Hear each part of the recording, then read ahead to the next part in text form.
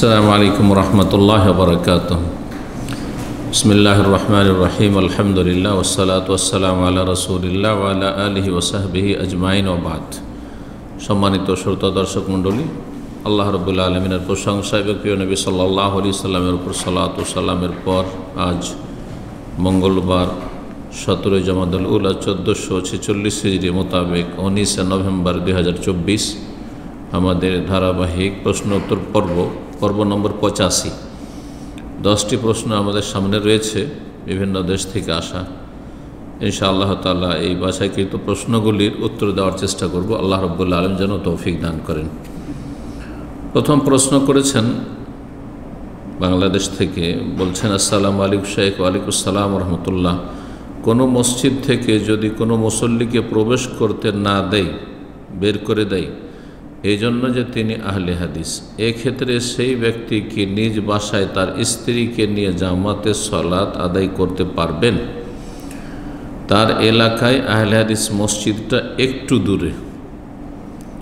আপনার আগের কথাগুলি ছিল তো তাতে মনে হচ্ছিল যে আপনার জন্য তো সুযোগ হতে পারে যে আপনি ঘরে জামাত করবেন, যেহেতু মসজিদ থেকে আপনি বহিষ্কৃত, মসজিদে ঢুকতে দিচ্ছে না বিদআতপন্থীরা। কিন্তু আপনি বলছেন যে তার এলাকায় আহলে হাদিস মসজিদ একটু দূরে মানে বেশি দূরে নয়, তার মানে আজান শুনতে পাচ্ছেন। নবী সাল্লাল্লাহু আলাইহি ওয়াসাল্লাম অন্ধ ব্যক্তি ইবনে উম্মে মাকতুমকেও যখন তিনি অনুমতি চাইতে এসেছিলেন যে ইয়া রাসূলুল্লাহ লাইসা লি কায়েদুন ইয়াকুদুন ইলাল মসজিদ, আমার কোনো মসজিদে নিয়ে যাওয়ার লোক নেই সহযোগী, তো তাহলে কি আমি বাড়িতে নামাজ পড়তে পারবো? তখন নবী সাল্লাল্লাহু আলাইহি ওয়াসাল্লাম বলেছেন হাল তাসমাউন নিদা বিস সালাত, অথচ সে মাজুর, অন্ধ ব্যক্তি। এ কথা বললেন না যে তুমি অন্ধ মানুষ, যাও বাড়িতে তুমি পরিবারের সাথে নামাজ পড়িও। জিজ্ঞেস করলেন তুমি কি আজান শুনতে পাও? বলছেন হ্যাঁ, আজান শুনতে পাই। যখন আজান শুনতে পাই তাহলে কি করতে হবে? ফাআজিব, তুমি আজানের ডাকে সাড়া দাও, হাইয়া আলাস সালাহ আলফা ডাকে সাড়া দাও। অন্ধ ব্যক্তিকেও আজানের শব্দ, আজানের বাক্যগুলি ফলো করে আসতে বলেছেন রাসূলুল্লাহ সাল্লাল্লাহু আলাইহি ওয়াসাল্লাম, যদি তুমি পূর্ণ ফজিলত হাসিল করতে চাও, অথচ তার জন্য ওজর রয়েছে গ্রহণযোগ্য। আপনার মসজিদ যদি এত বেশি দূরে হয় যে আজান শুনতে পাচ্ছেন না, মানে স্বাভাবিক বিনা মাইকে আজান দিলে, মানে কমপক্ষে 10 থেকে 15 মিনিট, আধা ঘন্টা লাগবে যেতে, তাহলে গ্রহণযোগ্য। কিন্তু 5 মিনিট, 7 মিনিট, 8 মিনিট, 10 মিনিটের মধ্যে আপনি পৌঁছিতে পারবেন, তাহলে আপনাকে মসজিদে গিয়েই সালাত আদায় করতে হবে। যদিও আহলে হাদিস মসজিদ বা কোরআন অনুসারীদের মসজিদ দূরে একটু আপনাকে যেতে হবে। যখন দেখছেন যে আর জামাত পাবো না, যেতে পারবো না, হয়তো কোনো ওজরে বিলম্ব হয়ে গেছে, তখন ভিন্ন বিষয়, তখন আপনি বাসায় নিজের পরিবারের সদস্যদেরকে নিয়ে জামাত করবেন। কিন্তু আপনি বদভ্যাস বানিয়ে নেবেন যে আপনি বাসাতে জামাত করবেন সব সময়, যেহেতু একটু দূরে, এটা জায়েজ না, গুনাহ হবে আপনার, এবং শয়তান আপনাকে গোমরাহ করার সুযোগ পাবে। আল্লাহ হেদায়েত দান করুন। তারপরে যারা বিভিন্ন বেদাতে জড়িয়ে আছে, বড় শিরকি আকীদায় নেই, আল্লাহ ছাড়া অন্যকে ডাকে না, মাজার পূজারি নয়, কিন্তু বিভিন্ন বেদাত আছে, তারা যদি মসজিদে সুযোগ দেয় সালাত আদায় করা, তাহলে সালাত আদায় করবেন তাদের মসজিদে। কিছু কিছু সুন্নতে যদি বাধা দেয়, তো সেই সুন্নতগুলি আপাতত স্থগিত রেখেও জামাতে যাবেন, এটা বেশি ভালো হবে। সুন্নত এগুলি রফুল দেন সুন্নত, যেটাতে তাদের গায়ের জ্বালা, আমিন জোরে বলা সুন্নত, আর আপনার বলার সদিচ্ছা আছে যে সুযোগ পেলে বলবো, তাহলে আপনি আমিন জোরে না বলেও, রফুল দেন না করেও, বুকে হাত না বেঁধেও আপনি সেই সবগুলি পাবেন, সুন্নতের সব পাবেন। পক্ষান্তরে তারা যদি সুন্নত পালনে বাধা দেয়, তারা গুনাহগার, পথভ্রষ্ট, আল্লাহ হেদায়েত দান করুন তাদেরকে। কিন্তু আপনি একটি সুন্নত কায়েম করার জন্য জামাতে সালাত ওয়াজিব ছাড়বেন, বিষয়টি বোঝার চেষ্টা করেন যে আপনার এই সুন্নতগুলি সুন্নাত, করলে নেকি, না হলে গুনাহ নেই, কিন্তু করলে ভালো। যারা করছে না সুন্নত জানার পরেও, তারা কিন্তু নেকিতে তাদের ঘাটতি হচ্ছে। এই সুন্নতের নেকিগুলি, যত সুন্নত কম হচ্ছে তাদের সালাতে, তত নেকি কমে যাচ্ছে। আর আপনার জামাত সহকারে সালাত আদায় করা মুসলিমদের সাথে, এটি ওয়াজিব, ফরজ, ওয়ারকাউ মার রাকিন, আপনি ওয়াজিব ত্যাগ করবেন কয়েকটি সুন্নতের জন্য? না, এটা মোটেই জায়েজ নয়। আল্লাহ সঠিক বুঝ দান করুন। 2 নম্বর প্রশ্ন বলছেন, আসসালামু আলাইকুম শাইখ। ওয়ালাইকুম আসসালাম ওয়া রাহমাতুল্লাহ।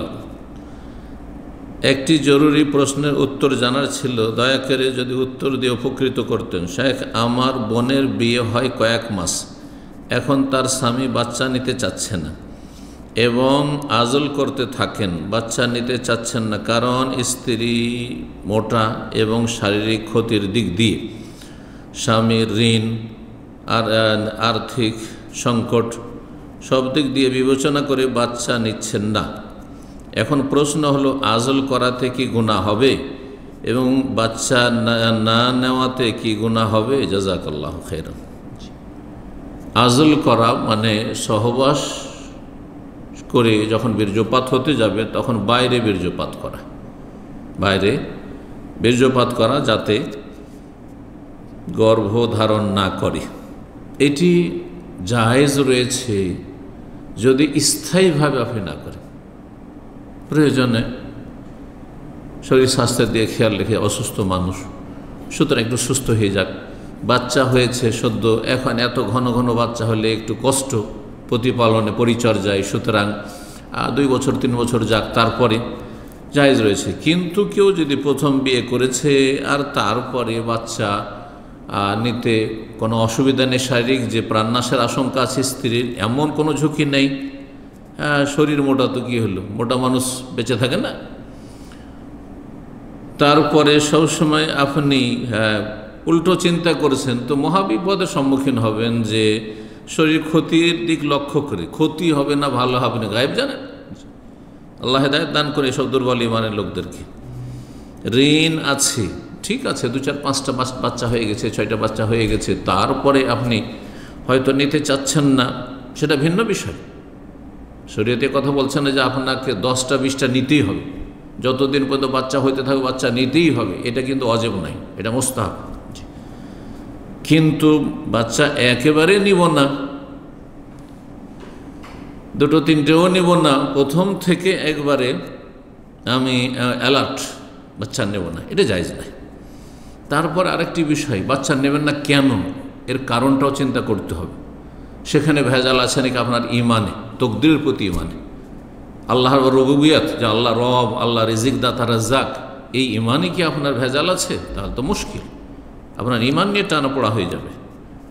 সেটা হচ্ছে, আপনি যদি মনে করেন আমি খাওয়াইতে পারবো না, আপনি খাওয়ান না, রব খাওয়াচ্ছেন, আপনি মাধ্যম, আমি অভাবী হয়ে যাব, দারিদ্রের ভয়, তাহলে এটি হারাম, এটি জাহিলি যুগের বদাকিদে এবং তকদিরের প্রতি ঈমান আপনার অত্যন্ত দুর্বল, বরং ঈমান নষ্ট হয়ে যেতে পারে। আল্লাহ হেদায়েত দান করুন। সুতরাং যাতে করে দারিদ্রের ভয় না থাকে, আমি খাওয়াইতে পারবো না এরকম ভয় না থাকে, আর তারপরে আপনার স্থায়ীভাবে না হয়, এসব শর্তের সাথে যদি কেউ আজল করে, অথবা যেসব জন্ম নিয়ন্ত্রণের উপায় রয়েছে সেসব উপায়, সেটা অস্থায়ী ওষুধ খেয়ে অথবা আপনার নিরোধ ব্যবহার করে জায়েজ রয়েছে, কিন্তু স্থায়ীভাবে নয়। জি, স্থায়ীভাবে বাচ্চা বন্ধ করে দেবে বা নেবই না, এটা জায়েজ নয়। 3 নম্বর প্রশ্ন বলছেন যে, আসসালামু আলাইকুম শাইখ। ওয়ালাইকুম আসসালাম ওয়া রাহমাতুল্লাহ। কেউ যদি তার হারাম ইনকাম, হালাল ইনকাম, 2 রকম ইনকাম করে, হারাম টাকাটা সে দান করতে চায়, তাহলে এই টাকাটা একজন নন প্র্যাকটিসিং ক্যান্সারে আক্রান্ত আন্টিকে দেওয়া ঠিক হবে কি না? মানে আমরা তো ফান্ড নিয়ে কাজ করি, আমাদের গুনাহ হবে কি না? যারা হালাল হারাম 2 রকমের ইনকাম করছেন, আল্লাহ হেদায়েত দান করুন এবং রুজি রিজিকে স্বচ্ছ করার তৌফিক দান করুন। হারাম রুজিতে কোনো বরকত নেই, সর্বনাশ করে দেবে। হারাম রুজির সংমিশ্রণ হালালটাকেও খারাপ করে দেবে। যেমন ভালো পানিতে, ভালো দুধে যদি পেশাব 2-4 ফোঁটা মিশিয়ে দেন, ভালো মধুতে যদি একটু বিষ মিশিয়ে দেন, দুধে মিশিয়ে দেন, তাহলে সব বরবাদ হয়ে যাবে। ঠিক ওই রকম।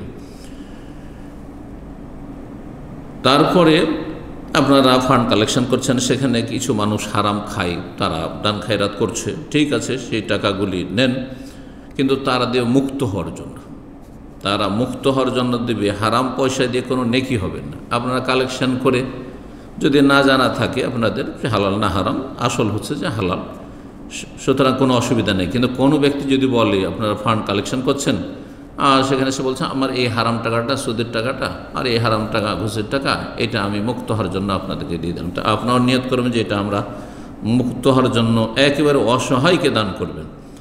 এখন দান করার ক্ষেত্রে বলছেন যে একজন এমন মহিলা যে ক্যান্সার আক্রান্ত, কিন্তু সে প্র্যাকটিসিং নয়। প্র্যাকটিসিং কথাটি একটু ব্যাপক কথা। কী ধরনের প্র্যাকটিস নয়? বেনামাজি, একেবারে বেনামাজি, একেবারে নাস্তিক বেদিন। তাহলে তার চাইতে অনেক ভালো মানুষরা রয়েছে, নামাজি রয়েছে, ধার্মিক রয়েছে, তারাকে দেবেন। কেন বেনামাজিকে, কেন নাস্তিককে, কেন আল্লাহর দুশ্মনকে, ইসলামের দুশ্মনকে আপনি খাওয়িয়ে মোটা করবেন? গরিব মুসলিম ধার্মিক লোকেরা রয়েছে, তারা বেশি হক রাখে। এবং গরিব মুসলিমরা অনেক অসহায় রয়েছে আর মারাত্মক রোগে আক্রান্ত রয়েছে, তারা চিকিৎসা করাতে পারছে না, যার ফলে মারা যাচ্ছে, তাদের সহযোগিতা করুন। ভালো মানুষরা বেশি হক রাখে। তবে যদি তাকে দাওয়াত দেন যে তুমি প্র্যাকটিসিং হও, অন্তত 5 ওয়াক্ত নামাজ পড়ে মুসলিম থাকো, শিরকি কুফরি আকিদা ছাড়ো, মাজার পূজার আকিদা ছাড়ো, নাস্তিকতা ছাড়ো, ইসলাম দ্রোহিতা ছাড়ো, ইত্যাদি ইত্যাদি, তারপরে তওবা করে যদি ফিরে আসে দাওয়াত দিতে পারেন। এটা দাওয়াতের একটি মাধ্যম। যে নুন খায় সে গুণ গায়, তা আপনাদের নুন খেয়ে যদি একটু গুণ গায় আর তওবা করে ফিরে আসে, তাহলে দান করতে পারেন। জি। 4 নম্বর প্রশ্ন বলছেন, আসসালামু আলাইকুম শেখ। ওয়ালাইকুম আসসালাম রহমতুল্লাহ। উম্মে মাইমুনা নাম রাখা যাবে? নামের আগে যদি উম্মে বসানো যায় তাহলে কি রাখা যাবে? জি, যাবে।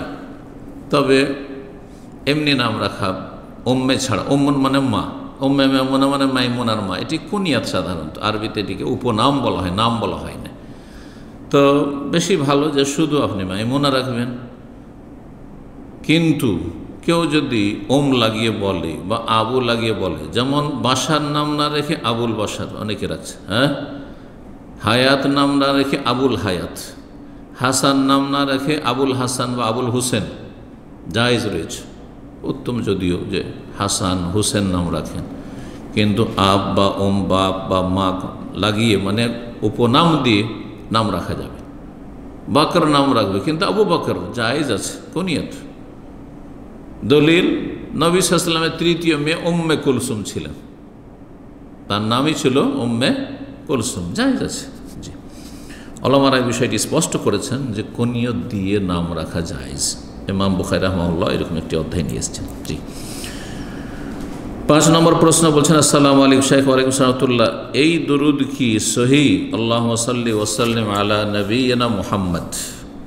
দুরুদের ভাষাগুলি সহিহ এবং সংক্ষিপ্ত দুরুদ, কিন্তু এটি নবী সাল্লাল্লাহু আলাইহি ওয়াসাল্লামের হাদিসে বর্ণিত নয়, মানে মাসুর। যেমন দোয়াই মাসুর মানে কি, কোরআন হাদিসে যে দোয়া বর্ণিত হয়েছে, ঠিক তেমনি এই দুরুদটি সাল্লাল্লাহু আলা নবী মাসুর নয়, মানে হাদিসে বর্ণিত নয়, কিন্তু জায়েজ রয়েছে। হাদিসে বর্ণিত দুরুদই হইতে হবে এমন কথা নেই। যেমন সাল্লাল্লাহু আলাইহি ওয়াসাল্লাম, নবীর নাম আসলে সাল্লাল্লাহু আলাইহি ওয়াসাল্লাম, কোনো হাদিসে কি এরকমভাবে আছে?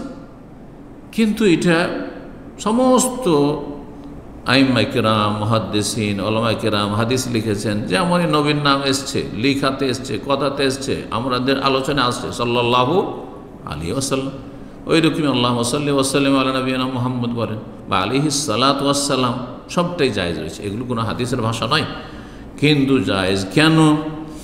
এর অর্থ আপন জায়গায় ঠিক আছে, 1 নম্বর। আর তারপরে যেই আপনার দায়িত্ব ছিল যে নবীর নাম আসলে কথাই বা লিখাই, তাহলে কি করবেন? সালাত এবং সালাম দুটো কাজ করবেন। সাল্লু আলাইহি ওয়া সাল্লিমু তাসলিমা, সালাত এবং সালাম পেশ করবেন। তো আপনি সালাত ও সালাম পেশ করে দিলেন। দুটো আমল করতে বলা হয়েছে, দুটো আমল আপনি করে দিলেন নিজের ভাষায়। এমনকি কেউ যদি আরবিতে না বলে, যদি বলে নবীর প্রতি সালাত ও সালাম বর্ষিত হোক, হকাদাই হয়ে গেল, আমল হয়ে গেল আয়াতের ওপর। জি। 6 নম্বর প্রশ্ন বলছেন, আসসালামু আলাইকুম শেখ। ওয়ালাইকুম আসসালাম রাহমাতুল্লাহ। কিছু কিছু আলেমদের দেখছি তারা মাথায় টুপি না দিয়েই বক্তব্য রাখছেন বা জুমার খুতবা দিচ্ছেন, এটা কতটা শরীয়ত সম্মত শেখ? এটি সেখানকার ওরফ অর্থাৎ প্রথার উপর নির্ভরশীল। যদি সেখানকার প্রথায় সেটি কোনো দোষণীয় না হয়, আইব না হয়, তো জায়েজ। কারণ মাথা ঢেকেই খুতবা দিতে হবে এটা শরীয়তের কোনো বিধান নয়, ফরজও নয়, ওয়াজিবও নয়, আর সুন্নতও নয়। আর মাথা খুলেও দিতে হবে এটাও ফরজ নয়, ওয়াজিব নয়, সুন্নত নয়। তবে সুন্দর সাজসজ্জা গ্রহণ করতে হবে। একটি সাজ, একটি পোশাক কোনো কোনো দেশে সুন্দর, অন্য দেশে সুন্দর নয়। কোনো কোনো সমাজে কিছু কাজ সুন্দর, অন্য জায়গায় সেটি সুন্দর নয়। সুতরাং যেহেতু বাংলা ভাষায় প্রশ্ন হয়েছে, বাংলা ভাষাভাষী যেখানে বসবাস করছে, এমনকি ভারতের অধিকাংশ জায়গা, পাকিস্তান, এসব মিলে মাথা ঢাকাটাই হচ্ছে ভদ্রতা। মাথা ঢাকাটাই হচ্ছে ভদ্রতা। টুপি দিয়ে সাধারণত ভারত, বাংলাদেশ, পাকিস্তানে মাথা কি দিয়ে ঢাকে? ভদ্র মানুষরা টুপি দিয়ে ঢাকে। সুতরাং টুপি দিয়ে সাধারণ মানুষের মাথা ঢাকাটাই যখন ভদ্রতা, তখন আপনি বিশিষ্ট মানুষ, আপনি খুতবা দেবেন, আপনি বক্তব্য করবেন, আপনি ভাষণ দেবেন, তো অবশ্যই আপনার উচিত, ফরজ বলছে না কিন্তু উচিত, যে আপনি সেখানকার ওরফ প্রথাকে লক্ষ্য রেখে দোষণীয় কাজ করবেন না, তা থেকে মুক্ত থাকবেন, ঊর্ধ্বে থাকবেন, মাথায় টুপি দেবেন। আর না হইলে আপনি সেখানে যদি প্রচলন থাকে যে আমি রুমাল দিলাম, রুমাল দেবেন, পাগড়ির প্রচলন থাকে পাগড়ি দেবেন, মাথা ঢাকা থাকবেন। এক কথা, আজব কোনো পোশাক পরবেন না, যে পোশাক আজব লাগে, লেবাসের শোহরা, সেটা নিষেধ করা হয়েছে। আফ্রিকান পোশাক ধরেন, সুডানি পাগড়ি পরে বাংলাদেশে আপনি খুতবা দিচ্ছেন, আপনি অথচ আপনি বাঙালি, আপনি সুডানি না, আপনার উচিত নয় এটি। এটা ওরফ না, এটা প্রথা না। কিন্তু কিছু কিছু দেশ আছে বা কিছু কিছু অঞ্চল আছে যেখানে মাথা খোলাটা কোনো দোষের বিষয় না, যেমন কেরালা, তারপরে আপনার তামিলনাড়ু, মাদ্রাজ, চেন্নাই, দক্ষিণ ভারত এক কথায়, তারপরে শ্রীলঙ্কা, মালদ্বীপ, এসব দেশে আলেমরা, ওই দেশের আলেমরাও ভাষণ দিচ্ছে, খুতবা দিচ্ছে, লেকচার দিচ্ছে, হ্যাঁ, ঘুরে বেড়াচ্ছে প্যান্ট শার্ট পরে আর বিনা টুপিতে, খোলা মাথায়, কোনো আইব নয় সেখানে। সেখানে মাথা খুলে আর প্যান্ট শার্ট পরে যে বক্তারা বক্তব্য করছে বা সেসব দেশের আলেমরা বক্তব্য করছে, কোনো দোষ মনে করেন, আইব মনে করেন না সেখানকার লোকেরা, কারণ তারা অভ্যস্ত তাতে। কিন্তু কোনো বাঙালি আলেম অথবা বিহারি আলেম, ইউপির আলেম যদি প্যান্ট শার্ট পরে বক্তব্য করে, তাহলে তার বক্তব্য শুনবেই না। যদি খুতবা দেয় জুমার, হ্যাঁ, ঈদের খুতবা দেয়, তো তাকে টেনে নামিয়ে দিবে মেম্বার থেকে, ঠিক না? সুতরাং আপনাকে প্রথার অবশ্য লক্ষ্য। বাংলাদেশে জীবন বাঁচা মুশকিল হয়ে যাবে। প্যান্ট শার্ট পরে কেউ যদি, হ্যাঁ, ও আবার জেনারেল লাইনে জাকির নায়কের মতো মেডিকেল ডাক্তার হয়ে ইসলামের স্কলার, ওটা আলাদা কথা। কিন্তু মাদ্রাসা পড়া কোনো আলেম, দেওবন্দি, বেরলবি বা আহলে হাদিস, আর প্যান্ট শার্ট পরে সে বক্তব্য করছে, আর লোকেরা শুনবে না, শুনবে না, আমল করবে না, তাহলে আপনি ইসলামের ক্ষতি করে দিলেন। আর উল্টো এই যে বাঙালির সমাজে মাথা খুলে পাঞ্জাবি পায়জামা পরে আছেন আর মাথা খুলে আপনি বক্তব্য করছেন জলসায়, মাহফিলে, এটা আজকালকার কিছু ভাইয়েরা বাড়াবাড়ি করে ফ্যাশন বানিয়ে নিয়েছে, যে এটা মনে হয় সালাফিয়াতের বেশি পরিচয়। না, এটা পরিচয় নয়, এটা আপনি ভুল কাজ করছেন। আল্লাহ সঠিক বুঝদান করুন। আমার এই প্রশ্নের উত্তরটি বোঝার চেষ্টা করবেন, আল্লাহ তৌফিক দান করুন। খাওয়ারেমা মরুওয়াহ, হাদিসের সহি জয়ীফের মানদণ্ডে 5টি শর্ত রয়েছে হাদিস সহি হওয়ার জন্য। তার মধ্যে পঞ্চম শর্ত হচ্ছে যে যেন তার মধ্যে খাওয়ারেমে মরুওয়াত না থাকে, ভদ্রতা বিরোধী কোনো কাজ না থাকে। একজনের কাছ থেকে হাদিস তখনই নেব যখন সে অভদ্র না হয়। একজন আলেম এই আরব দেশের রাস্তাতে যদি রাস্তায় হাঁটছে আর পেপসি পান করছে আর হাঁটছে, পানির বোতল নিয়ে হাঁটছে, চলছে, আর হ্যাঁ, বা নিয়ে নিয়েছে কিছু, এখন আর ওই চেনা বাদাম ভাজা পাওয়া যাচ্ছে ফুটপাতে, নিয়ে নিয়েছে আর খাচ্ছে আর হাঁটছে, ভদ্রতা না অভদ্রতা? অভদ্রতা। এগুলো কাজ বর্জনীয়। ঠিক ওই রকম বিনা টুপিতে চলাফেরা করা বাঙালি সমাজে এটি অভদ্রতা। আল্লাহ সঠিক বুঝদান করুন। বাড়াবাড়ি থেকে বাঁচিয়ে রাখুন, যেমন ছাড়াছাড়ি। চরমপন্থা আবার কি, যে টুপি যদি কারো মাথায় না থাকে মসজিদে, তাহলে আপনার মাথায় উঠিয়ে দিয়ে দিবে, আর না হইলে রুমাল থাকলে আমার মাথায় রুমাল বেঁধে দিবে। নোংরা রুমাল, হ্যাঁ, কাশপোটা মুছে রেখেছে, ওজুর পানিগুলো মুছলো, ময়লা হয়ে আছে, গন্ধ ছড়াচ্ছে, আর মাথায় বেঁধে রুমাল বেঁধে নামাজ পড়ছে, এটা বাড়াবাড়ি আবার নেই। টুপি আপনি খালি মাথায় নামাজ পড়েন, কারণ এই মাথা ঢাকা সুন্নত নেই যে আপনাকে রুমাল তালাশ করতে হবে, না হইলে এই ময়লা আবর্জনা ভরা ওই আপনার খেজুর পাতার টুপি মসজিদ থেকে উঠাইতে হবে। জি, আল্লাহ বুঝার তৌফিক দান করুন। 7 নম্বর প্রশ্ন বলছেন, আসসালামু আলাইকুম শেখ। ওয়ালাইকুম সালামতুল্লাহ। আমার 4টে ছেলে, কিন্তু ছোট ছেলে আমাদের সাথে কোনো রকম সম্পর্ক রাখেনি, আল্লাহ হিদায়াত দান করুন। আমি যদি আমার সব সম্পত্তি আমার বাকি 3 ছেলের নামে লিখে দিই তাহলে কি আমার পাপ হবে? অবশ্যই পাপ হবে, হারাম, যদি সে মুসলমান হয়। হ্যাঁ, যদি সে স্বঘোষিত নাস্তিক হয়, যা আমি মুসলিম না, আমি নাস্তিক, আমি মুশরিক হিন্দু, অথবা আমি খ্রিস্টান, অথবা আমি হচ্ছি মাজার পূজারি, তাহলে লা ইয়ারিসুল মুসলিমুল কাফের ওয়াল কাফেরুল মুসলিম, মুসলিম কাফের ওয়ারিস হয় না, আর কাফের মুসলিমের ওয়ারিস হয় না। সুতরাং সে নাস্তিক হওয়ার কারণে সে কাফের, আর আপনি নামাজি, আপনি মুসলিম, সুতরাং আপনার ওয়ারিস হবে না, তখন তাকে বঞ্চিত করতে পারবেন। অথবা নামাজ পড়বো না, হ্যাঁ, অথবা সাহের জাদুকর, সে কাফের, তাহলে সে ওয়ারিস হবে না। কিন্তু আপনার সাথে বেয়াদবি করছে, অথবা আপনার খোঁজ খবর নিচ্ছে না, সে আল্লাহ সন্তুষ্টির কাজ করছে, জাহান্নামে যাওয়ার কাজ করছে, সে কাফের হয়ে যায়নি, সে ফাঁসে পাপিষ্ট, বদ প্রকৃতির ছেলে। আপনার এই অধিকার নেই যে আপনি আল্লাহর আমানত, আল্লাহ আপনাকে ধন সম্পদ দিয়েছেন, ওই অবাধ্য ছেলেকে আপনি ত্যায্য পুত্র করবেন, এটা হারাম। ত্যায্য পুত্র করা ইসলামে নেই, যে যাকে ইচ্ছা দিলাম, যাকে ইচ্ছা বঞ্চিত করে দিলাম, এটা হারাম। জাহান্নামে আপনাকে যেতে হবে এসব কাজ করলে। জি, ইত্তাকুল্লাহ, নবী সাল্লাল্লাহু আলাইহি ওয়াসাল্লাম বলছেন, আল্লাহকে ভয় করো। ওয়াদিলু বাইনা আওলাদ, তোমাদের ছেলে মেয়েদের মাঝে সুবিচার কায়েম করো, ন্যায় নীতি অবলম্বন করো।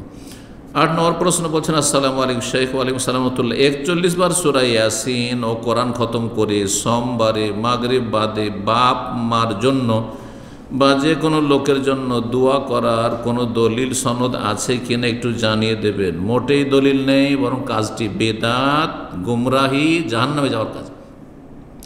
এগুলো যে করবে, যে সূরা ইয়াসিন এতবার পড়লাম, হ্যাঁ, সূরা ইখলাস এতবার পড়লাম, ফালাক নাস এতবার পড়লাম, সূরা ফাতিহা 11 বার পড়লাম, আর তারপরে এই নেকিগুলি বক্সে দিলাম, দিয়ে দিলাম অমুক মৃতকে, এগুলি যে করবে সেও গুনাহগার, পথভ্রষ্ট, আর করল বিদাতিন দলাল। প্রত্যেক বিদাত হচ্ছে ভ্রষ্টতা, গুমরাহি, আর প্রত্যেক গুমরাহির পরিণাম হচ্ছে জাহান্নাম।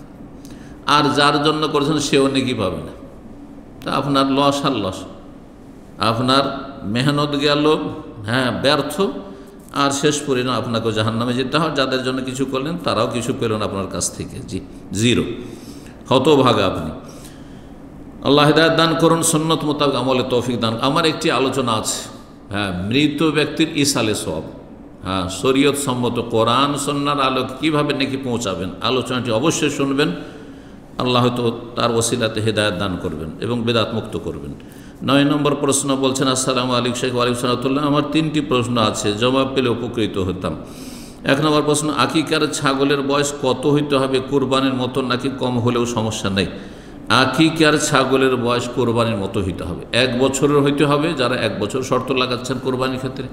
আর যারা দাঁতার শর্ত লাগাচ্ছেন কোরবানিতে, আর দাঁত সাধারণত 1 বছরই হয় ছাগলের, তাহলে দাঁতা হইতে হবে। নিজের বাড়িতে পোষা হলে 1 বছরে চলতে পারে, কিন্তু পরের আপনি কিনছেন বাজারে, 1 বছর নাও হইতে পারে, মিথ্যাও বলতে পারে, হ্যাঁ, বেশি পয়সা পাওয়ার জন্য। সুতরাং আপনাকে দাঁতা দেখে নিতে হবে যে দুটো দাঁত হয়েছে কিনা, খাবারের দাঁত, দুধা দাঁতের পরে। তাহলে আকিকার ছাগলের বয়স সেম কোরবানির মতো হইতে হবে, এটি সঠিক মত। জি, যারা এর বিপরীত করেন তারা ভুল করেন না জানার কারণে। 2 নম্বর প্রশ্ন, ছেলের সন্তান আকিকার ক্ষেত্রে 7ম দিনে ছেলের নানার বাড়িতে একটি এবং দাদার বাড়িতে একটি পশু জবাই করলে কি আকিকা আদায় হবে? হবে।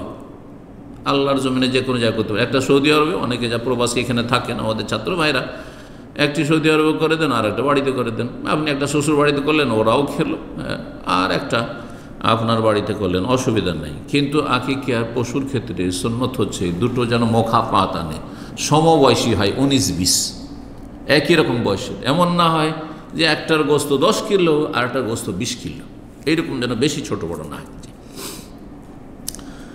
3 নম্বর প্রশ্ন বলছেন, এই 9 নম্বরে 3 নম্বর, সন্তান জন্মের পরে চুলের ওজনে যে সাদাকা করা হয় সেই ক্ষেত্রে রৌপ্য না দিয়ে রৌপ্যের সমমূল্য টাকা দান করলে কি সাদাকা আদায় হবে? হ্যাঁ, কোনো অসুবিধা নেই।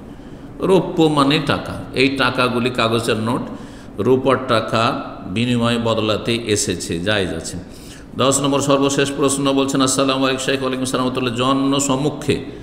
জনসম্মুখে কোনো অর্ধ উল্লঙ্ঘ নারীর দিকে যদি লোক লজ্জায় না তাকায়, অর্থাৎ জনসম্মুখে অর্ধ উল্লঙ্ঘ নারীর দিকে তাকালে মানুষ খারাপ মনে করবে বলে, চরিত্রহীন মনে করবে, এটি ভেবে চোখ নিচে রাখলে এতে কি রিয়ার গুনাহ হবে? এতে নেকি কমে যাবে, কিন্তু আল্লাহর ভয়ে যদি দুর্বল হয় আর সমাজের ভয়ে যদি গুনাহ থেকে বেঁচে থাকেন, তবুও তো গুনাহ থেকে অন্তত বাঁচলেন যে কোনো গুনার ক্ষেত্রে। আর আমি এই কথাটি বহু আলোচনায় বলি যে আজকালকার অধিকাংশ মুসলিমরাও সামাজিক পাপগুলির ক্ষেত্রে সমাজের ভয়ে গুনাহ থেকে বেঁচে থাকে।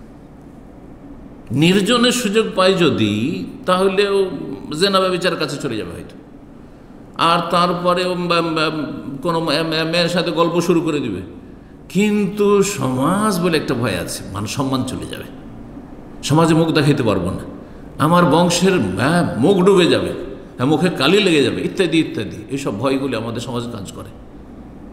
কমপক্ষে নাই আমাদের কানাও ভালো, গোনা থেকে তো বেঁচে থাকলো, যদিও এখলাস নেই, যার ফলে নেকি বেশি পাবে না, কিন্তু তারপরেও গোনা থেকে বাঁচাটা তো গোনা তো লেখা হলো না। আর এটা আংশিক রিয়া গোনা, কিন্তু সেটা কুফর না। পুরোপুরি যখন রিয়া লোক দেখানো হবে যে একটি কাজ আপনি করতেনই না, যেমন একজন কেউ নামাজ পড়তোই না,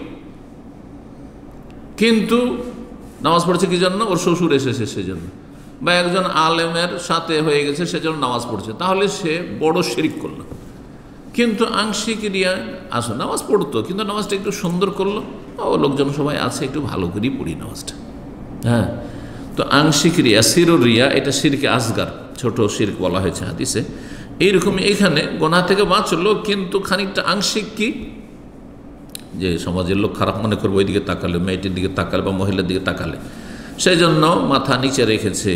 এতে নেকি কমে যাবে, কিন্তু কাজ কমপক্ষে সে ভালোই করেছে। আর তাকে বলবো, নসিহা করব যে ইখলাস নিয়ে আসুন, আল্লাহ সন্তুষ্টির উদ্দেশ্যে গোনাহ থেকে বাঁচুন, তাহলে আল্লাহ দুনিয়া আখিরাতে বরকত দেবেন এবং ঈমানের স্বাদ পাবেন। আপনি যখন আল্লাহ সন্তুষ্টির জন্য বেগানা নারীর দিকে তাকানো থেকে বা বেহায়া নারীদের দিকে তাকানো থেকে নিজেকে বাঁচিয়ে রাখবেন, প্রথমখানে কষ্ট লাগবে, কারণ মানুষের স্বভাব বিরোধী কাজ, বদ স্বভাব হচ্ছে যে পুরুষের নারীর দিকে আকর্ষণ আছে, নারী পুরুষের দিকে আকর্ষণ আছে, সুতরাং ওইদিকে টান যাবে একটু। সাথে সাথে যখন নজরটা নিচে করবেন, একটু পরে দেখবেন যে হালাওয়াতুল ঈমান, ঈমানের মজা আপনি পেয়েছেন, মনে যে একটা শান্তি, যে আল্লাহ সন্তুষ্টের জন্য আপনি গুনাহ থেকে বাঁচেন। আল্লাহ রাব্বুল গুনাহ থেকে বেঁচে থাকার তৌফিক দান করেন, উপকারী জ্ঞান দান করেন, নেক আমলে তৌফিক দান করেন, এবং আল্লাহ সমস্ত বিদআত থেকে, গুমরাহি থেকে, পাপ থেকে বেঁচে থাকার তৌফিক দান করেন। ওয়া সাল্লাল্লাহু আলা সাল্লাম নবিয়ানা মুহাম্মদ ওয়া আলা আলিহি ওয়া সাহবিহি আজমাইন।